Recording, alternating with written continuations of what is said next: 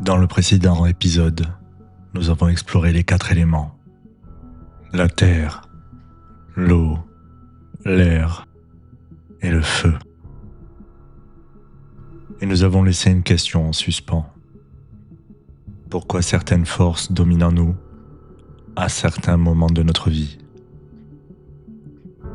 Pourquoi parfois nous avons besoin de stabilité et à d'autres moments d'élan, de mouvement ou de recul? Les anciens n'ont pas répondu à cette question avec des concepts abstraits. Ils ont observé la nature, le vivant, le comportement des êtres qui nous entourent. Et ils ont compris quelque chose de fondamental. Les forces intérieures cherchent à s'incarner. Quand un élément devient actif, il prend une forme, une attitude, un rythme. Et c'est là qu'apparaissent les animaux totems.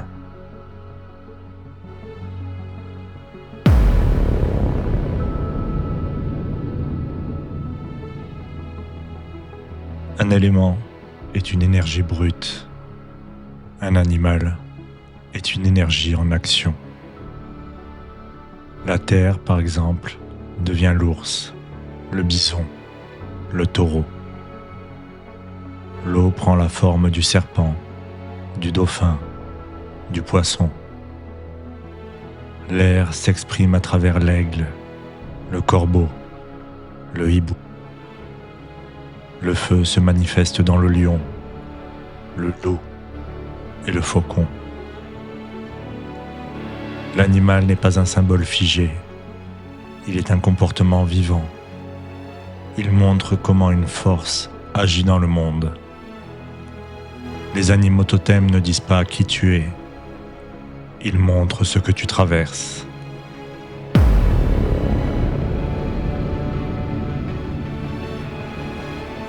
Il est important de faire une distinction. Un animal totem représente une force dominante, une énergie récurrente de la vie.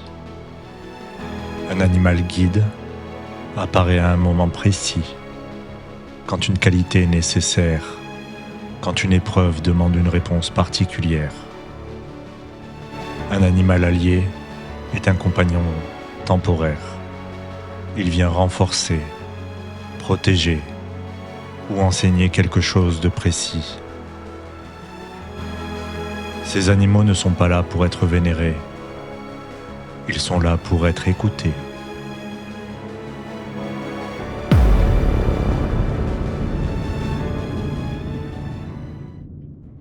Les animaux totems ne sont pas une tradition isolée. On les retrouve partout sur la planète, chez des peuples qui n'ont jamais été en contact entre eux. Ce n'est pas une coïncidence. C'est une réponse humaine universelle à l'observation du vivant. Chez les Vikings, le loup incarne la force sauvage et la fraternité du clan.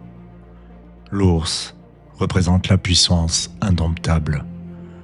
Le corbeau est le messager, celui qui voit loin, celui qui observe les champs de bataille. Les guerriers berserkers ne se contentaient pas d'honorer ces animaux. Ils cherchaient à incarner leur énergie, à devenir l'ours, à devenir le loup.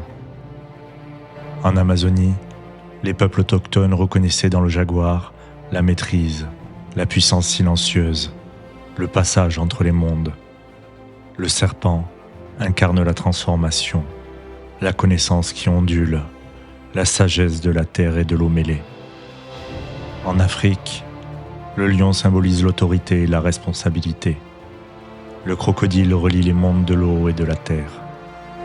Le gorille incarne la force calme, la protection du groupe, la stabilité. En Polynésie, le requin est un ancêtre protecteur. Il guide et défend. La tortue représente la longévité, la sagesse, le lien entre la terre et l'océan. En Asie, la grue incarne l'élévation et la longévité. Le renard et le kitsune est l'esprit de la ruse et de la transformation. Le tanuki, plus espiègle, symbolise l'adaptation, le jeu avec les formes et les illusions. Partout, les animaux ne sont pas vus comme inférieurs à l'homme. Ils sont vus comme détenteurs d'une sagesse spécifique.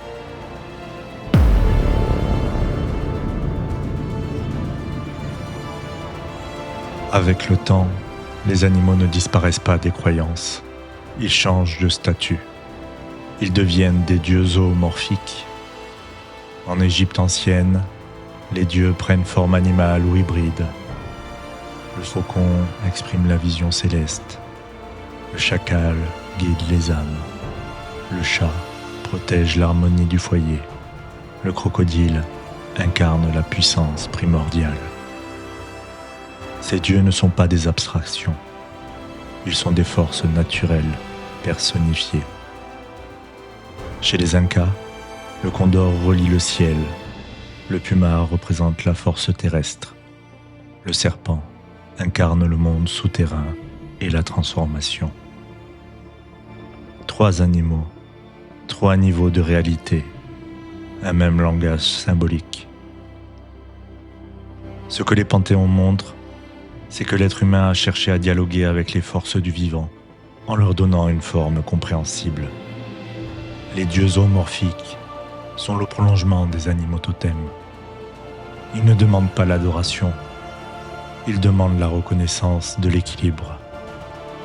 Observer un animal, honorer un totem, invoquer un dieu zoomorphique, ce sont différentes manières de parler de la même chose, les forces qui nous traversent et les cycles dans lesquels elles s'expriment.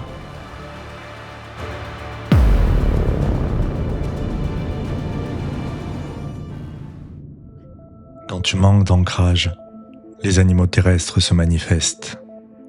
Quand tu es submergé émotionnellement, l'eau appelle des créatures de fluidité et d'adaptation. Quand le mental sature, l'air revient par l'oiseau, le messager, le regard d'en haut. Quand l'élan vital est bloqué, le feu surgit sous la forme du prédateur, du protecteur, du moteur intérieur. Les animaux apparaissent quand une force cherche à se rééquilibrer.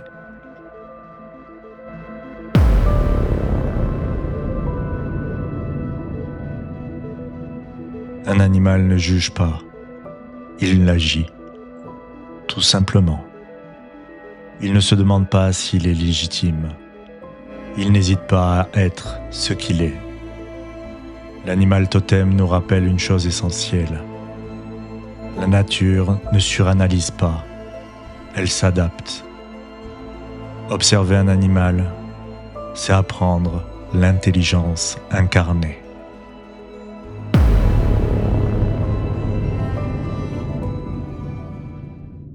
Psychologiquement, les animaux représentent des archétypes, des modes de réponse au monde. Le loup parle de coopération et d'individuation. L'ours de repli nécessaire et de puissance tranquille.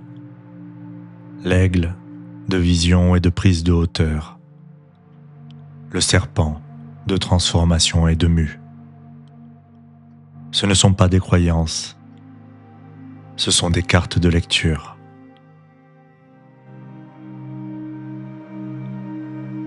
Installe-toi confortablement, assis ou allongé. Ferme doucement les yeux. Prends une inspiration profonde par le nez et laisse l'expiration s'allonger par la bouche. Tu inspires profondément par le nez et tu expires lentement par la bouche. Tu inspires profondément par le nez et tu expires lentement par la bouche.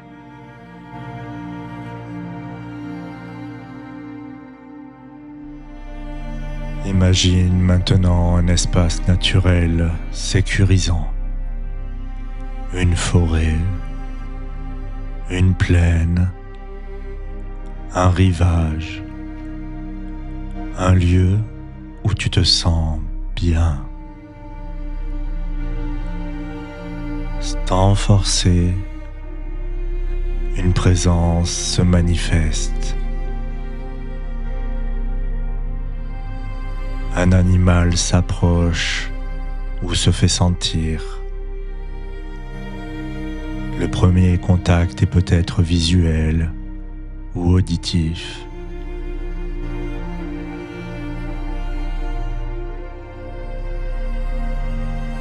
Observe-le. Observe sa posture. Observe son regard, son énergie. Il ne parle pas avec des mots. Il t'enseigne uniquement par sa présence.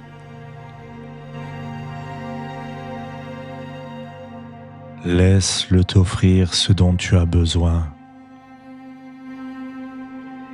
Sois à son écoute. Ouvre ton cœur et ton esprit. Entre en harmonie avec cet animal.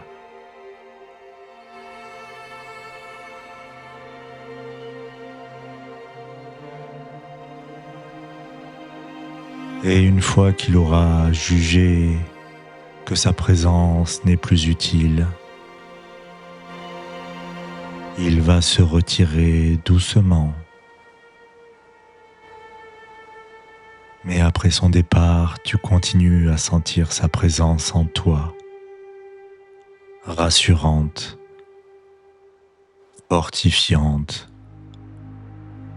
ou apaisante, selon ce dont tu as besoin.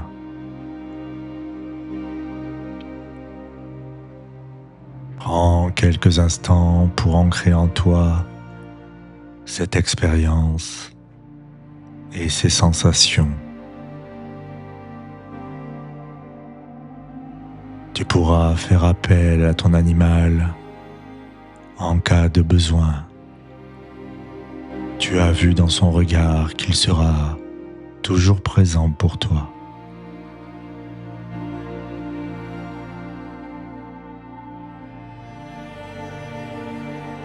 Et quand tu seras prêt, commence à ramener doucement ton attention à ta respiration, à ton corps,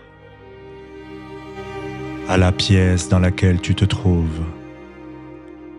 Tu peux remettre du mouvement dans tes doigts, dans tes bras. Et lorsque tu le décideras, tu pourras réouvrir les yeux.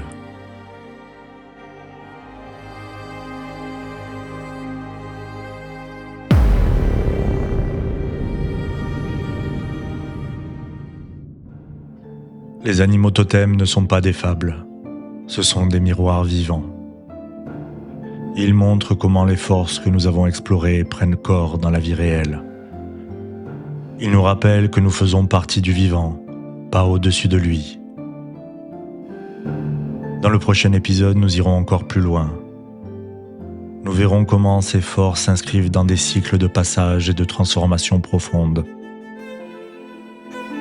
Quand l'animal cesse d'être un guide pour devenir un passage.